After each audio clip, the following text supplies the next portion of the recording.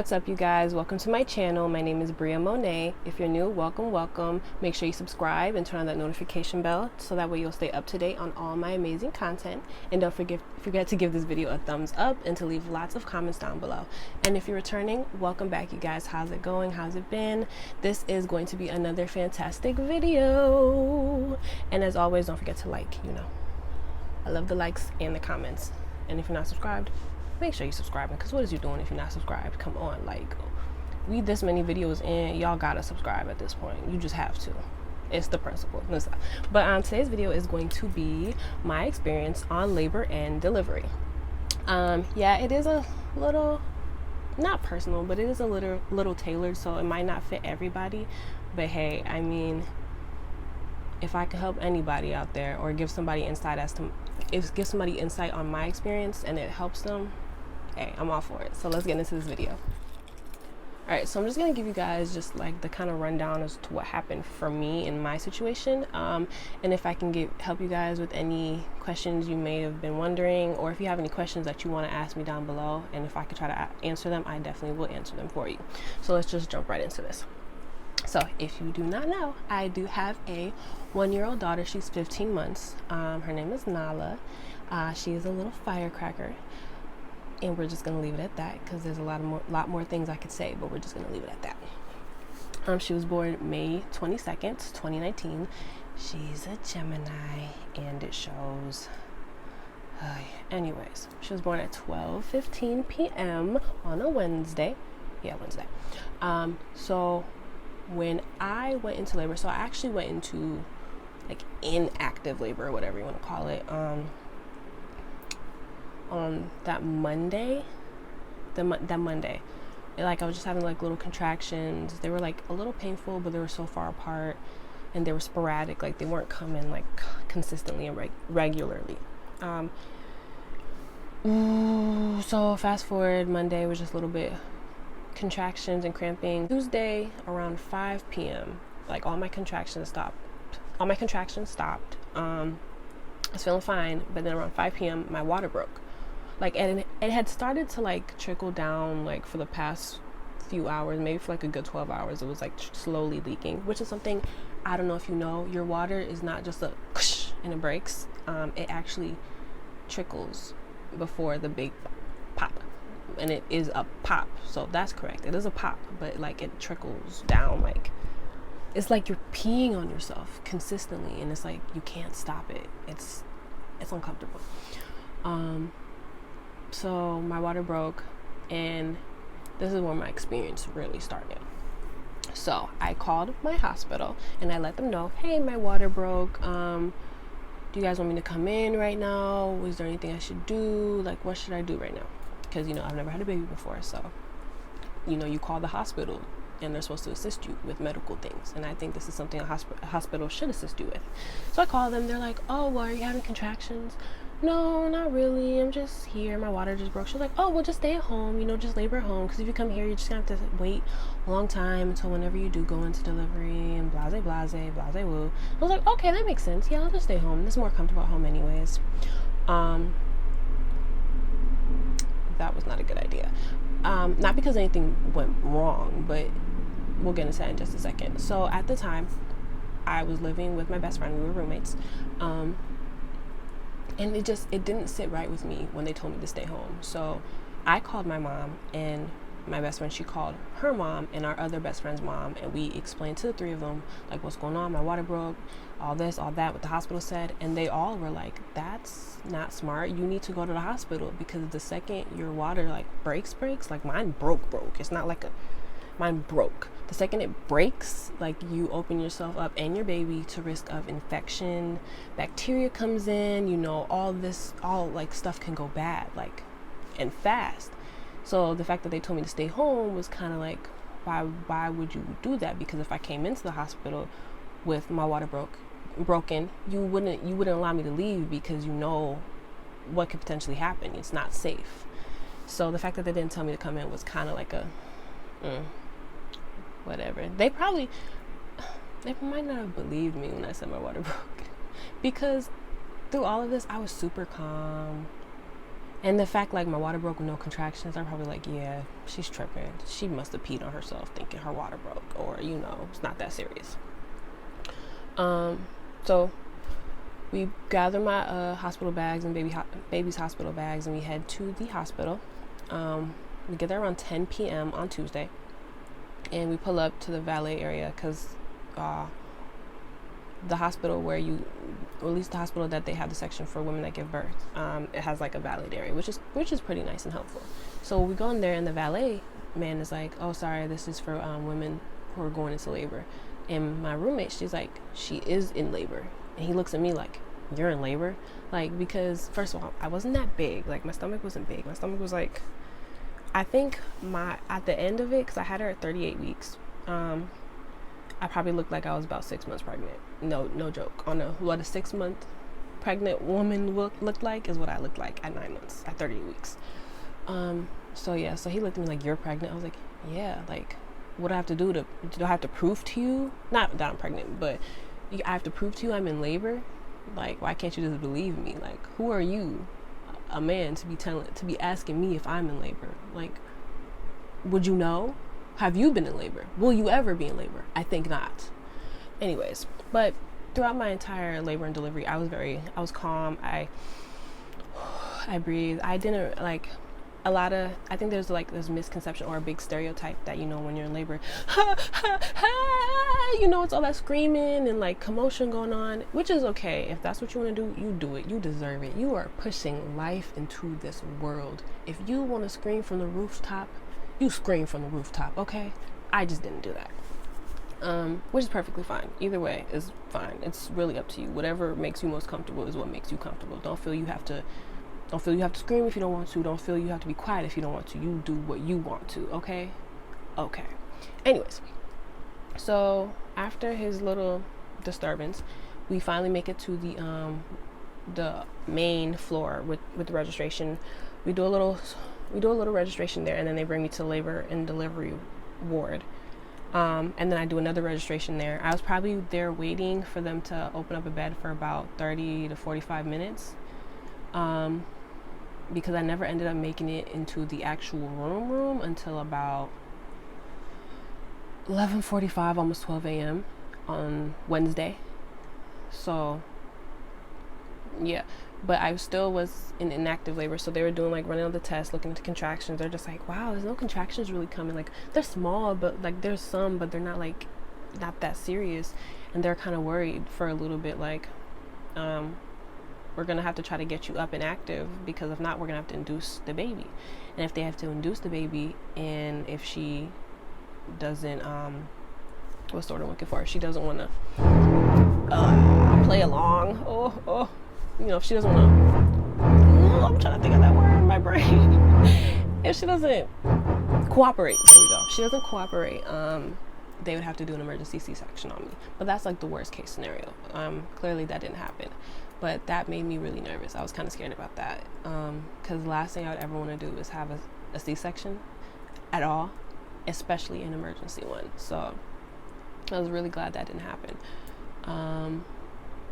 So I'm up and active. I'm doing all I can. I'm doing jumping jack squats. I'm bouncing on balls. Me and my friends are twerking. We're doing the most, okay, to get active, to get this baby ready. And it felt like forever, but 4 a.m. contractions started coming together. I think they were 5 minutes apart at first, which is not that crazy, but I think that starts the little countdown they got. It's a 5-1-1. It's 5 minutes apart. It's an acronym, 5-1-1 or 1-1-5. 5-1-1. I'll probably post it right here on the screen and explain what it is. So that finally happened, and by that time I was exhausted. I was tired. I was doing a whole bunch of physical activity, or at least I was trying to do a whole bunch of physical activity to get everything moving. I was tired, and then the pain set in, and I didn't have an epidural. One, because I didn't want an epidural. So tired and in pain. and still keeping it cool and calm as a cucumber, okay? I'm in here just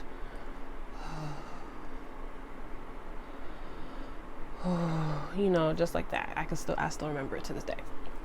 And down the hall I hear somebody talking about something like, you know, ooh, if you're wearing headphones, I hope that didn't, ooh, sorry. But yeah. So I did get some pain medication though. I forgot what the first one was. I feel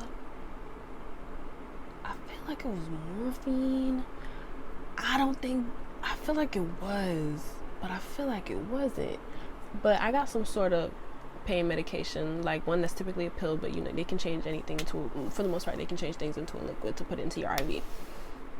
And then I also got laughing gas, because if you did not, you should know, because I'm pretty sure they use laughing gas, you know, when you do teeth work, but you can also use laughing gas as a method for pain reduction in labor and delivery.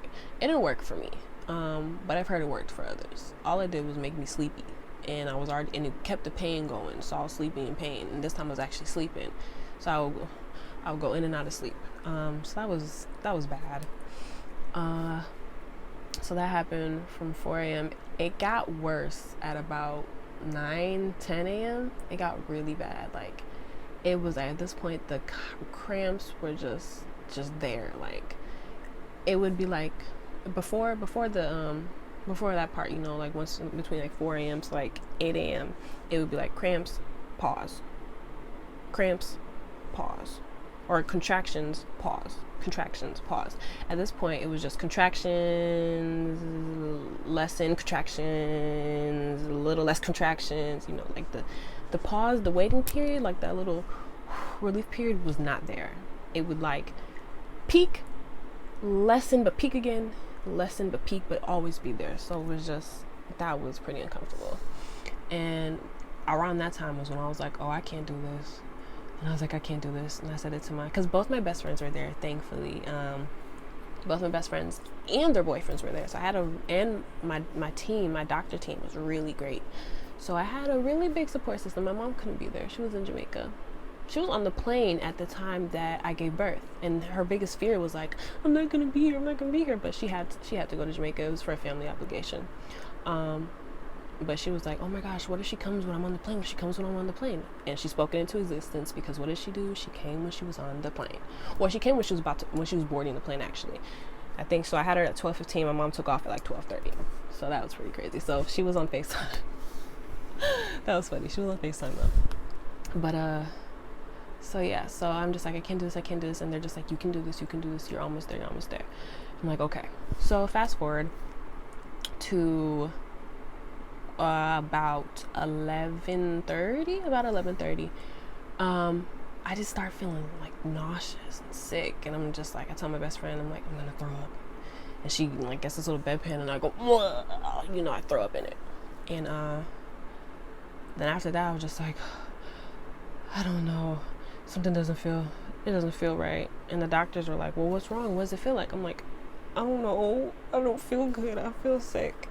And then I was telling my best friend, I was like, I think it's time for me to push. And the doctors were just like, no, it's not time yet. You still got a little ways to go. You're not there. You're fine. It's not time. And then I turned to my best friend. I'm like, I really think it's time for me to push. She was like, you sure? I was like, yes. And she was like, get the nurse and the doctors in here and check her. She thinks it's time. So they checked me. And lo and behold, what do you know? It's time. I'm fully dilated. Epicipit, you know, all the stuff you need to be effaced is what it was. I'm all that stuff. I'm all the way there. They're like, oh, the baby's head, like you can see the baby's head. And I'm like, well, no shit, Sherlock, because like I'm getting like the sensation of like okay, one thing, if you don't know, you get like a sensation of whoosh. It's like a whoosh, which is crazy.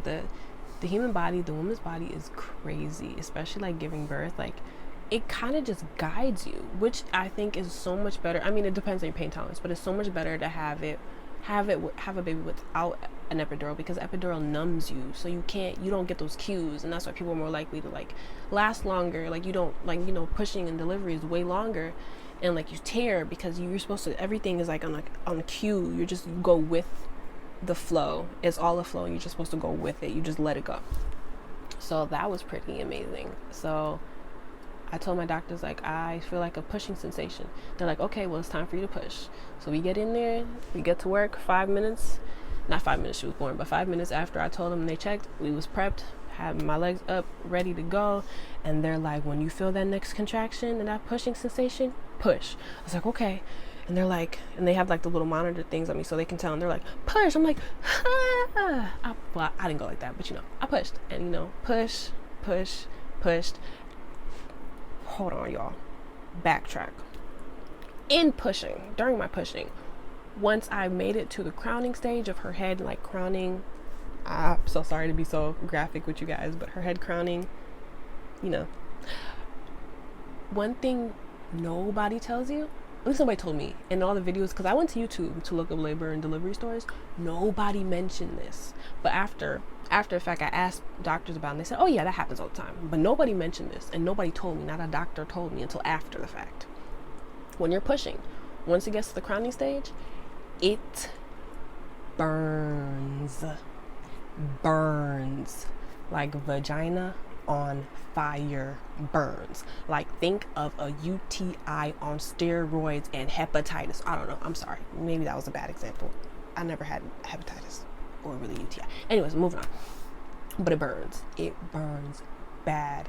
And when you get to that sensation, there's only one of two things you want to do. You either want to say, oh, I don't want to do this, stop, or you push harder because you want that baby out, because that burn is terrible. And I chose the latter. I was like, push. They said push. I'm like, I'm going, push. And I pushed her out. 20 minutes. She did a little, you know, and then they did the little kangaroo touch. I don't remember what they call it. It's like when they put skin to skin. They did skin to skin contact with her. That was pretty great. She was such a cutie pie. And then I pushed out the placenta. I was bleeding. Like, I'm pretty sure you know you bleed, but I was bleeding. Oh my gosh, bleeding. Yeah. I feel like there are a lot more things I could have said. I didn't want to be a little too graphic, just for the fact that I know maybe some guys might watch this. And, you know, if you do watch this, it's informational. So you can be like, oh, I was watching this one girl, Brea, Monáe, right, baby? And she said that her labor, blase, woo. So, you know, if your water break at home and the doctor's trying to tell you stay home, now we know we ain't doing that. We going to the hospital. Okay? I don't know. Hopefully I was informative and educational and interesting. Because I never want to bore you guys. But I don't know. I just want to talk about the things I want to talk about. And I feel like you guys will like it. And so if I feel like you guys will like it, I'm gonna talk about it. But nonetheless, this video is already super duper long. I don't want it to be too long, so I'm gonna end it out right here. I did not tell you what happens after the fact, because that would be another video, and that video will be based on how this video does. So if you guys are interested in a after labor and delivery, so like the birthing, like the after effects, if you guys are interested in that, let me know. Leave lots of comments below, and I will definitely make another video, a follow-up to this one, as to what I experienced afterwards. If you're interested. If not, that's cool, no harm done. At least I made the video and I put it out there. So as always, make sure you give this video a thumbs up, turn on the notification bell so you can stay up to date on all my amazing videos. Make sure you drop likes and comments below. And that's really all I got for you. So I will definitely see you guys in the next video. So stay well.